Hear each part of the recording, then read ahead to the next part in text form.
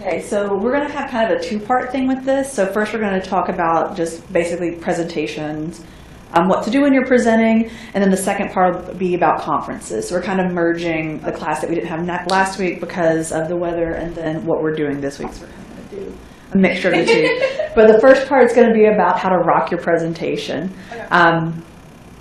So with this, whether you have to give a speech, whether you're going to have to present on a topic, sorry, I'm pushing the wrong button. Push my button. Okay, so whether you're at a speech, giving on your topic, so what you're doing for your thesis, we're going to have some tips for you just about how to do an effective presentation and an engaging presentation. We're not going to really cover any of the tools that you're using. We can always do that at a later date, but if you want that, but we're just going to cover some of the basics of actually presenting right now. So the first is how you're going to dress. So whether you're at a conference, whether you're here on campus, you need to dress more than usual business. So you want to look very professional, look like you kind of fit in with whoever you're presenting to. My code that I always do for when I dress for stuff, it's like know who you're presenting to, and that's how you kind of dress.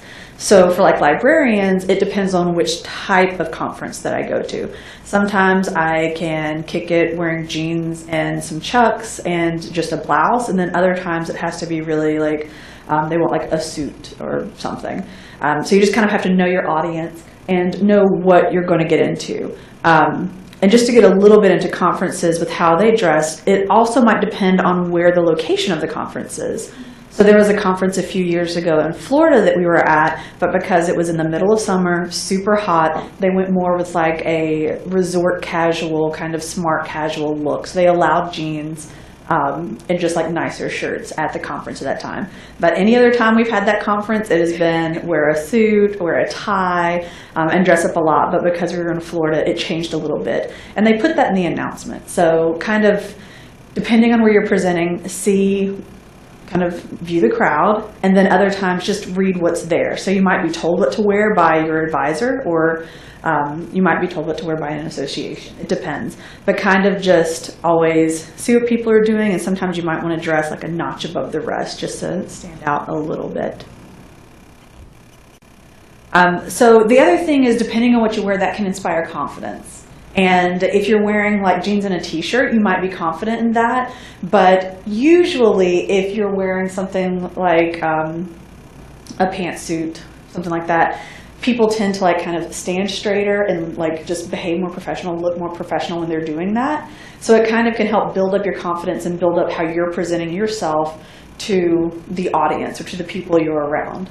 And this list of our color, just consider your audience. Who are you presenting to? So it may be if you guys work with high school students at any point, and then that's who you're presenting to, you may want to display something.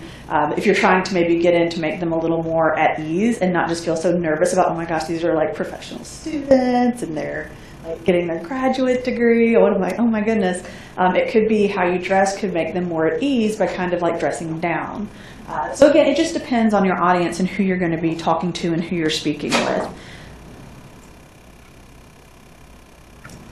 So the other thing is to be comfortable. So while you might look professional, if you're wearing something that's kind of tight or just is making you like do this the whole time, you don't want to be presenting and like, okay, so today we're gonna talk about, so you want to make sure that things like fit really well, they're comfortable, they're getting across the image that you want to display, and that there aren't distractions. So it's that part's usually harder for girls, because if we're wearing necklaces or bracelets, like for me, there's a necklace I wear, but I always do this with the charm on it. And so you don't want to be presenting and doing that. Or if you like have a bracelet on that has stuff on it doing this and it like clinking into the microphone. So you don't want any of that to happen. So while you might want to look nice and add some, bling to what you're wearing, just keep in mind of how that's going to be if you're like fidgeting with it or the sounds that it can make.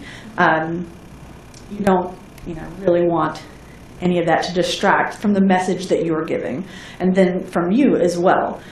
So just keep all of that in mind as well as you're going through. And then we also have to think about hair. I love this chick's hairdo. I think it's amazing. But it's also like, would it be better if it's up? So like mine, when it's down, a lot of times I'll play with it, or I'll just like flip it back all the time, like do this while I'm talking if it gets in my way. So it might be if I was presenting at a conference, I would pull it back somehow so it was just out of my face. It wouldn't get in my face as I'm talking to people or being in the way, and I wouldn't be using that as a distraction as well to the message that I'm trying to get across. So are there any questions about attire for like presentations? For posters, one of the things that people generally do as well is you kind of match what you're doing. So like say that this was my poster, so you see the colors are kind of pastel, but I'm wearing like red and blue, so very primary. If it was a poster and I was right next to it the whole time, I might wear something that was like maybe gray slacks with a pastel shirt, so it kind of matches, but it's not like too matching, but it just creates this seamless design and seamless look that kind of matches you to what you're doing. So that's kind of like a little bit of, it sounds a little weird, but it really can kind of put the whole package together in everything. So keep in mind the colors that you're using on posters that you're presenting or in presentations, and then what you wear with that as well. So the next is the design of the presentation you're giving. This is all meant more for presentations like this where you might be using PowerPoints or something, but some of it can go to posters as well. So one, you want to be able to verbalize your outline. So have a quick outline of what you're doing so you know where you're going. And it may be something that you don't share with everyone, but it could be like a sheet of paper that you have. Or, and I love when places have this where they have the split screen to where you can see what you're presenting and see what's coming up next. That's my favorite thing because it really does help you stay on track, especially if you're presenting somewhere at a professional conference or in front of a lot of other students. Being able to have that can also help ease and calm your nerves should you get nervous. You guys may not. I get nervous all the time, so it's like I need something there to help me, but I don't want something that's like written straight out. Like I just need a brief outline for myself. And when you have numbers, make sure they mean something. So don't just be like, oh, here's a graph and it has all the information on there. When you have graphics on your slides or on your poster, putting everything on there could, again, distract from the message you're trying to give. So you want to make sure when you use a graph or when you put numbers up that it actually has meaning and it's trying to convey what you want without being too distracting. It may be that in a graph that you originally created, it makes sense to you, it makes sense to your advisor, but when you're presenting it to your class and your classmates or at a conference, you want to kind of distill it down and pull the most important information. So one graph may actually turn into 2 and 3 if you find that you need to share all of that information. And again, in presentations or posters, make sure you have a lot of graphics. You don't want a lot of words, so you want images or graphs to take up the majority of space on your posters, and then just to kind of have quick information for people to read, and then people come talk to you for the rest of it. So posters, a lot of times people kind of get lazy with it. They're just like, okay, here, look at my poster. I'm going to stand over here to the side while you look. Where it means more for posters, you want that to engage in conversation, to discuss the work you've done, everything you've worked hard for all year here, and then in the future when you're at conferences, it could be your life's work that you're presenting and what you constantly, what you love and what you enjoy. So you want to make sure that people are talking to you and coming to you for information, not just kind of glancing at your poster and walking away. You want something that's going to grab their attention, so you need images to convey that, whether it's graphs, diagrams, pictures of animals, patients, whatever your topic may be. And then show benefit. So some of it may be is how people, when they come up to you, how is this going to help them? How is it going to help their research? Why is this important?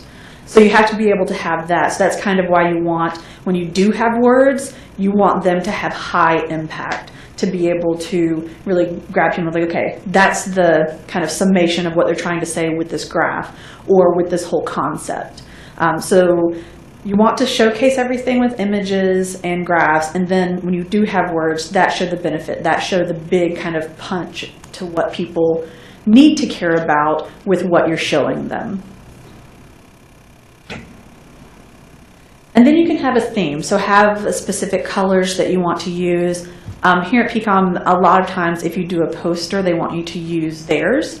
So I don't know if you guys have seen it, but on Nucleus, or soon to be MyPCOM, they have, marketing has put forth templates for posters and for presentations, so for PowerPoint slides.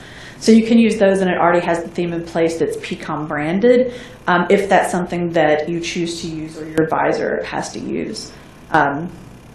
So keep that in mind. Yes? Could you show us where Yeah. to find them? Let me go out of here really quick. And I'm not sure, so they're transferring, or they've been trying to transfer over to My PCOM. I still don't think that's complete yet. So I'll show you here. And keep in mind, nucleus looks different for different people. Like my nucleus looks different than her nucleus. And I'm not sure if students all look the same or not. Okay, so it's either under work tools or resources for employees. I get those two confused all the time. So we're gonna check both. Okay, so it's under work tools, which again, I don't know if you guys have this, but if you don't, your advisor will. So you scroll down, it's marketing. So they have a graphic style guide, an editorial style guide, social media guidelines, and then go down here. These are the different PowerPoint templates they have. So they have like a normal, wide for Georgia PCOM, and then for PCOM in general, and then light or dark background. And then here are the research poster templates, and they have those in PowerPoint. So again, they're under work tools. It might be called something different for students, or you may have that. And that's something you can also ask your advisor about. They'll be able to access that.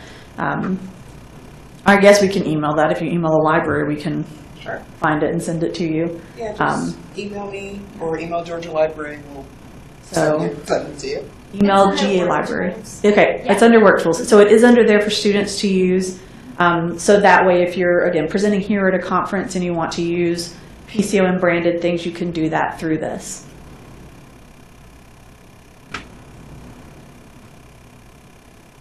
There we go. And again, have visuals. So you also you just want to make it to where people kind of see like, okay, this is what they're trying to say. You see, for a lot of my stuff, I have pictures and then I just have like a few words to kind of keep me on track. Sometimes people don't want that. They're like, I want all the information on the slides. Which it's different for when you're giving a presentation versus when you're teaching students and they're going to need that information. To which even then, as an instructor, you could put all of the extra notes in the notes section so that slides don't look so cluttered. And, you know, there are ways around making it kind of just really bullet pointy and monotone. And then give a show. Make it fun as much as you can while still being professional. Erica and I were talking, and we each present a little differently. For me, I'm kind of like go with the flow. Like, I'm weird. I mean, you guys didn't have me first year. I think you had Megan. So we each present very differently, but it works for us. So make sure you also present how it works for you. But just try not to be like this or like looking down at something the whole time reading. Try to loosen up and do what you need to do to just make people want to hear you, to stay awake while you're talking, which, believe me, that's sometimes really hard because sometimes it's just like, it's not you, I swear, I just stayed up too late studying, I promise. Like, that's what's going on. But just make it fun, because if you enjoy while you're presenting and you're passionate about what you're talking about, that really comes through to the people attending any presentations you give or the poster. So just being able to see the joy and excitement that you show when you're talking about something makes people kind of interested in it just because of that. They could be like, I have no idea what you're talking about. I don't understand half these words, but you are entertaining to watch and I like this. Like, I can tell you love it. So I don't know if you've ever, like, if you ever watched TED Talks, like the short ones, there was one where a guy was talking about, he put an EKG in like Venus flytraps and stuff. And you could see like when they're moving and when they're doing stuff. I'm like, I have no idea how that works or what it is, but this is the most interesting talk I've ever watched. And that's a good place to get ideas too, is like look at TED Talks, or, I mean, you could even get involved. We used to have a Toastmasters here with students. I don't know if that's still going on, but getting involved in stuff like that where people kind of, you're given a topic and you have to present right there, and people kind of critique you, but it's all to help you get better with presenting, better in front of people, make you less nervous, and kind of make it better for you to think on your feet should you ever be asked something. And you guys will when you present your thesis. People will ask questions. Sometimes it's the faculty, it may not be your advisor, sometimes it's other students, sometimes staff come. So you want to be able to like kind of think and not be caught off guard. And part of that's just going to be because you know your stuff.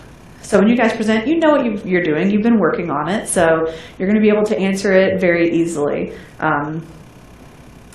So good job.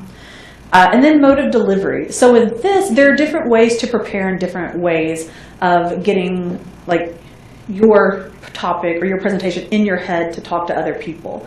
So it can be spontaneous, to where you kind of made something, but you're just like, I have like sections on here, and I'll just talk as I get to them, and that's how it's going to be.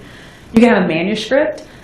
For me, I found when I used to present, if I had something I had to read from word for word, I would get so nervous, my voice would shake, everything, like papers would be doing this, I would lose my place, and then I would just get nervous, and I would be sweating. And so I learned that I cannot read from like a script when I am presenting. It's bad for me, it's bad for everyone, and then people just, all they can think is like, oh my God, this poor person, instead of anything that I've said. Memorization can also help, so if you have a whole slide or a presentation and just memorizing what you want to say, that might work for you. And then just kind of no preparation. So I'm just going to get in there and wing it. I'm not going to have a PowerPoint slide. We're just going to go online. I'll show you stuff there, show you examples on YouTube, give you examples of images that we do a Google search for as we talk about this. That I couldn't do that. So mine's kind of a spontaneous memorize. Like I have this stuff, I have an outline, but I look over it before I present, but I can't sit there and go, okay, this is exactly what I'm going to say, and this is what I'm going to do here, and this is how I'm going to do this. Because then if I miss something, then I get nervous, and then everything gets thrown off, and everything flies out of my head, and I don't remember anything, and it's terribly embarrassing. So find what way works for you, and go with that.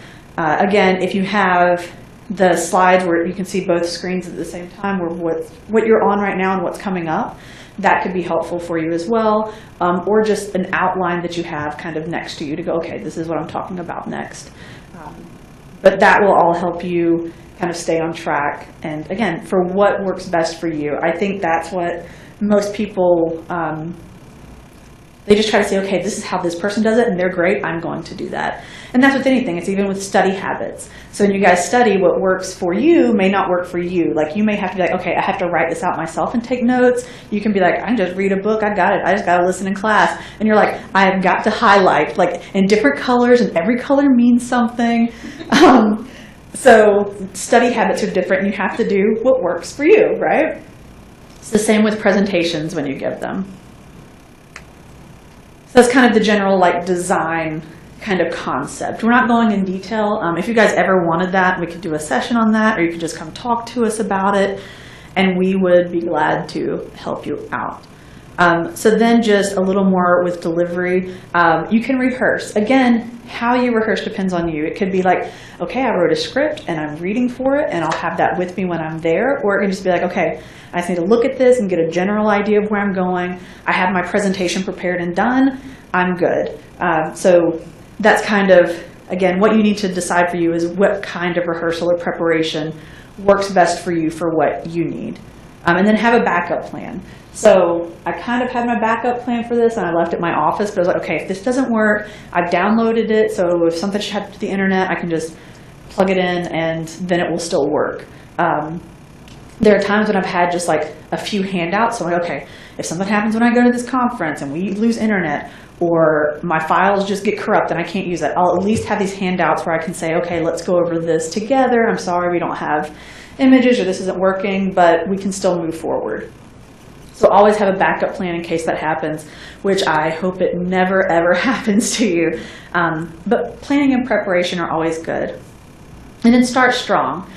So when you do start, sometimes a story to open up can help. So if you're presenting your thesis and say it has to do with diabetes or psoriasis or something, I don't know. If there's a story along with that, well, I'm doing this because, you know, my little sister has diabetes, so I was really interested in that and wanted to do more research in it, and like give more of a story behind it, because then that kind of hooks people to there's like, oh wow, this is really personal for her. Like, so I want to hear what she has to say and how this has helped her and helped her understand the condition and why she wants to get into this. So think of a way that can make it really start strong and get people, you know, on board and like hooked from the beginning. And a lot of that can also be relating it to them. Be like, you're going to need this because you're going to be presenting soon, and you're going to have to know kind of, okay, here's things you need to prepare, or with the like the writing sessions we gave, you guys are going to have to be writing your thesis if you haven't already started. I know you're all probably almost done, right? So you get so we have like sessions like that for you. So just say from the beginning, here's how this is going to help you. Here's why you need to know this. But give people a reason to be like, okay, like this is good. I can understand this. I can work with it. And again, try to have interaction if you can. Interaction is not always possible when you're presenting, but sometimes it can be. And that can be as simple as, I could have started with saying, okay, how many, if there are more people here, I know you guys are doing this, but how many are thesis track biomed students? And then you can raise your hand. Like, okay, well, what topic are you working on? So just kind of to get that in there. And then you could use that throughout the rest of this, okay, and say like, okay, well, you said you were working on diabetes, and so I could use that as an example for the rest of it. So that's just like some ways to get interaction in that isn't like, here, come help me with this, stand up here and let's talk. Again, show passion, show that you enjoy what you're talking about, and that it means something to you, and it should mean something to other people. That's why they're coming to your presentation, or that's why they're stopping to talk to you at your poster. And then you may have to adapt some. So if someone comes in and they ask like, oh, can you show us where that's at? You can't just be like, no, can I do it later? Like if I lose my spot, just be like, sure, let's go ahead and look for that, okay? And then once you get back in, just be like, okay, let me get back into the presentation, but you have to be able to, depending on the question, just be ready to, okay, let's try that. Or if there really wasn't a way, like if we didn't have an internet connection, say, well, I can't show you that right now, but afterwards come see me and we can look at it and I can show you my phone, or if you'll email me, I can email you the link to that after the presentation, after the conference. Here's my business card, can I have yours? So there are other ways to adapt if you can't right then to really make it to where people can get the information they need or want during your presentation.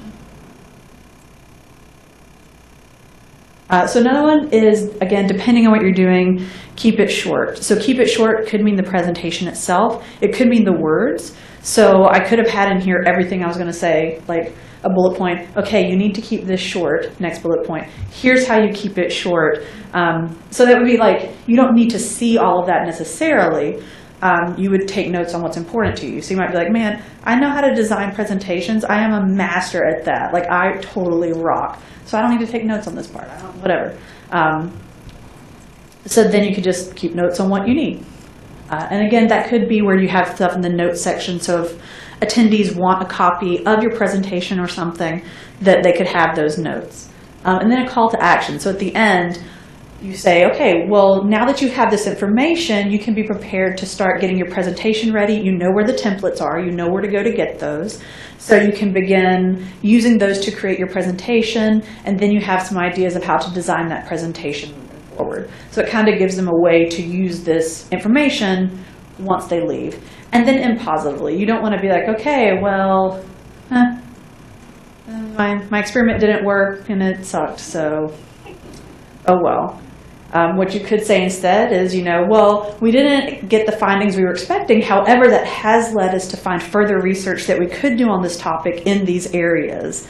So then you show like, oh, it's a bright future ahead. So it's not just this didn't work, here's how it can work, or here's things we can look into in the future. And so that's how you guys can make something positive if your experiment, whatever that is, didn't work out exactly as you had planned. You can still find the kind of the positive in it to say, but here's how we can move forward and make it work in the future. So that is just this part of the presentation. Again, the presentation kind of on presentations. That is it for that. Are there any questions in general about any of that, or is there anything you want to know more about that we didn't cover? Yes. It's not so much a question as I was wondering if it would be possible maybe for the library to have like practice presentation sessions where thesis and non-thesis students can like practice and get feedback. Okay, so the question was about practice presentations. The library could do something on that. I think that would be great. We actually had some plans with you guys. We had a research day committee meeting yesterday, and I spoke with the faculty in that, and we want to have a session where you guys come with your papers and we kind of help you write abstracts. So we do a workshop to help you get where you need. So we do like here's how you get an abstract from all of this work you've been doing, and then we kind of have a couple of sessions to work on that with you. We could do another one once you're getting your posters ready and your presentation, so we can do, okay, posters, let's do some design with that, let's do some elements to make that look good, if you haven't already presented with your faculty or your faculty's not creating it. And then the presentations as well, once you have that going, or if you have questions about, well, what tools can I use, or how can I make graphs, like what do we have to do that besides Excel, or you might love using Excel, I don't know. But we're planning those sessions, so I think that's definitely something that we could add to it. When do your presentations start? You know? They're different for everyone. Okay. Yeah, so it depends on when you finish your actual thesis work. Some people will probably start presenting or defending their thesis somewhere in May, but it's really May through June. Okay, so what we could do is have the workshops on the abstract first, because you'll need that kind of to do the rest of it. Then we can have a session or two on your poster, and that can include presentations as well, like of creating the presentation. And then the third one can be actually practicing it. How long do your presentations have to be? I don't remember. I think it's less than an hour. So Yeah, it's less than an hour. Okay. So we could do that, and it will probably alternate between like me, Megan, and Erica of who would be able to do that. And then you guys could come in as well and help each other, because I think that would be good to give feedback to other students, but then you might see like, oh my gosh, I do that, or that would look better like this, but you might not see it when you're working on your own presentation. So that's a great idea. We can definitely do that and kind of plan those out kind of in steps, and again, get with you guys on what dates or days may be better. But they'll be more workshop focused, so you guys we'll maybe talk for 10 minutes, and then it will all be just work with you guys, and me and Erica and Megan would be here just working with everyone to get that done. Are there any other questions about the presentation? Okay. So for conferences, when you go to those, and it could be as a student or as a professional, you want to make sure that you're presenting yourself in a certain way, and you're kind of presenting yourself as you want to be seen as you're going through the conference. So these are just really quick tips. These are general tips. So make sure you're always wearing your name badge. People like to see that because on your name badge it has your name, but it also has where you're from. So sometimes people can be like, oh, I've heard of PCOM, or I haven't heard of that. What is that about? What do you do there? So it gives you a chance to kind of also start conversation with people when you see where they're from. Another one is have an elevator pitch. So the elevator pitch could just be like, oh, hi, my name's Sky Bickett. I'm the assistant director for the library at Georgia PCOM. And just for me, I do work with evidence-based medicine, and that's kind of my focus for my job. So you guys, it would be, this is my research, or this is what my research is focused on. So just a really quick, this is me, this is what I do kind of thing. So just have that for kind of networking purposes, or for even future potential jobs as you're meeting people, if you're not already employed by the time that you go to a conference. So it could give people, okay, I remember that name, where she's from, and what she's interested in, because it connects with what we do at my company or my school. And then move around and mingle. So it is hard, like for me, I get very nervous. I don't really like small talk. So when I go to conferences, like I tend to go, okay, I found a person to talk to and I like them. I'm just going to stay here talking to them, and that's good. And then I know someone, and I'm not some loner just against the wall over here.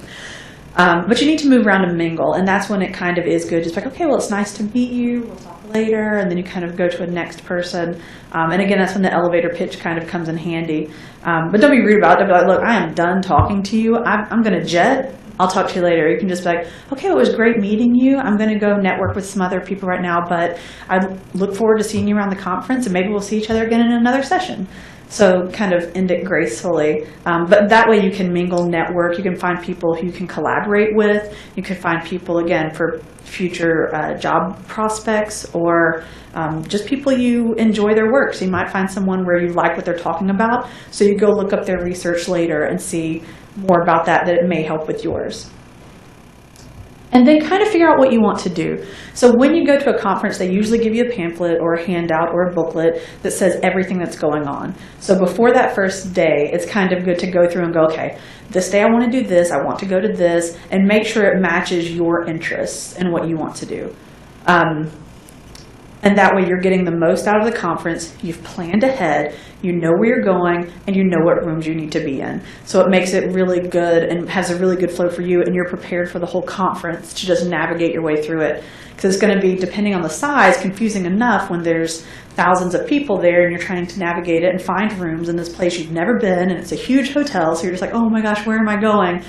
So having that already planned out and looked at can help. And even when you go to vendors, if there are vendors there from different companies trying to just showcase their products, they usually have them listed in the back in a map of kind of where they are on the floor. You can mark out already, okay, I want to talk to these vendors. And then if I have time, I can look at other people, but I know I want to talk to these and I know where they're at. So just having a plan and choosing the path that you want to go on for the conference ahead of time can be really beneficial. And then business cards. So you may or may not have business cards. If you do get some made, make sure they're still like high quality and really good. And make sure there's kind of a, depending on where you're at, some business card etiquette. So when someone hands you the business card, you just don't want to be like, oh yeah, thanks, and put it in your pocket in your book. Like look at it, kind of flip it over, see if there's anything on the back, and go, oh, thank you so much. This has all the contact information I need. And put it in there. Or you might say, you know, hey, are you on Twitter? Do you live tweet the conference? If you do, I'd love to follow you. Can you put your Twitter handle on here? Or however they do, if you're interested in social media. But kind of look at the card before just like stuffing it in a pocket or a bag. Because there is kind of like an etiquette that goes along with that. And then social media. So social media can be good to kind of get information out there about what's going on at the conference, points that you learned, speakers that you thought were amazing that other people should look at. But it can also be bad if, say, you're at a banquet at night or the opening reception and they have drinks just flowing. Sometimes they have open bars, which is amazing, but sometimes not so much for social media. So at that point, you don't want to be just like taking crazy pictures during the banquet after you've had a few drinks and putting them all over social media, because you don't want to display that as, I go to conferences and have a little too much fun. So just use social media only for professional level activities at conferences, and don't go too overboard with it. And if there's a conference that you're interested in attending but you can't, going on Twitter especially, or even Snapchat or Instagram, is a good idea to kind of follow along what's going with the conference to see, okay, well, I can't be there, but let me see what the high points were of that and see what hashtag they're using, because most of them have that now. So then, just as someone who's attending the conference, silence your cell phone. Just better safe than sorry. Just put that sucker on silent the whole time so that you're not the one person in a large meeting room having your phone go off and then just be like, oh God, the keynote speaker's looking at me, and so is everyone else. So just keep it on silent or vibrate, depending. Some cell phones are super loud when they vibrate too. So silence is golden when it comes to conferences. And the other thing is, if you do happen to see someone calling or someone even texting you, don't reply, don't pick up your phone while you're listening to someone or while you're talking, unless it's an emergency. And you can get around that. Most people have laptops at conferences, so if you must do that, log into iChat or Google Chat or whatever on your laptop and make it like you're typing. But don't on your phone, just to be respectful and just make sure that it's silenced. And then be prepared. So there are very few outlets at conferences, and everyone, like I said, has their laptops or has their tablet. So have either one of those battery packs that can plug into tablets or phones to keep everything charged, or bring extra batteries, or just bring pen and paper to make sure that you have that, so you don't miss something important or miss notes because you didn't have the tools that you needed. So always be prepared, bring everything that you need with you. Most cases, don't bring food with you unless, of course, there's a blood sugar issue or diabetes. And usually don't bring drinks. I think mostly now it's in the morning, people expect to see coffee cups at presentations, and throughout the rest of the time, usually water. But Otherwise, try not to bring food and drinks into presentations just because you don't want that making noise as you're drinking or opening cans or whatever. And then again, dress for success. Figure out what the conference theme is. Figure out what the dress code is. It's usually on the website. If there's anything different, they may put it in the announcement when they put out this conference registration is now open. So just make sure you know how to dress. And there are, like for banquets, sometimes it's still business attire for that, but other ones want cocktail. So you have to just pay attention so you have the right attire there and the right clothes for whatever you're going to while you're at the conference. And then respect people's time. So that includes other conference attendees. You don't want to be talking someone's ear off if they're trying to get through. You don't want to be talking to someone as a presentation's going on. And if you have questions for a presenter, if time's coming near the end, you don't want to be there just continuing asking questions or at the podium not letting them leave. So just make sure to keep an eye on that because you don't want to monopolize the time of a speaker who probably lots of people want to talk to. And then be respectful of space. So that can be, again, with the presenter. So if you're asking questions and, my time is over and you're still talking to me, it's like the space that people need to come up to next, is it cleared for them to prepare for their presentation? But also just like, don't save seats. Don't just put like your purse or your wallet or your drink in the chair next to you. A lot of times conferences get packed. So put that under your chair or keep it to the side so that you're not taking away space from someone that could use it. So that's more for attendees. And then just a little more for when you're presenting. So if you are at a conference presenting, don't just read the bullet points and don't just be monotone. Again, show that passion, show that you care, and show that you want to be there doing this and talking about your topic with people. So kind of, again, have main points on your slides that are not full sentences, and then you get to be the one to talk and elaborate on that topic and on that subject. And then pay attention to time. So it might be where you keep getting questions or you keep getting interrupted or you're moving slower than you thought you were because you're not as nervous as you thought you were, so you're not talking as fast. Just keep an eye on time. If there's not clocks in the room, see if you can see it on your computer. If not there, then that could be a good time to have maybe a timer or something on your phone to let you know how much time you have. At meetings, there are usually moderators who will sit near the front and they'll hold up a sign. They'll say, like, you have 5 minutes left, 2 minutes, time's up. So they'll give you that so that you can know, okay, this is kind of what I need to do. And it's also the benefit of practicing before you go so that you can time that out when you have a presentation. So that'll be really good when you have the thesis presentations to be able to like time it out and to practice it before you actually present to the faculty and other students. And then actively listen. So I know you're presenting, but people are going to ask questions. So when they do, try to actively listen to what they're wanting, let them finish their question, and then answer it to the best of your ability. If you're unable to answer it for any reason, you can always say, well, let's talk more after this. So I can understand that question better. If it looks like that person's going to, again, monopolize the time, as a presenter, there's a way for you to kind of put a block on that so that other people can have a time to ask questions of you and get what they need. But paying attention to what they're saying and being able to, figure out how it relates to what you're doing and what their question actually is good, because sometimes people, when they ask questions, get nervous. So it doesn't always make sense what they're trying to say.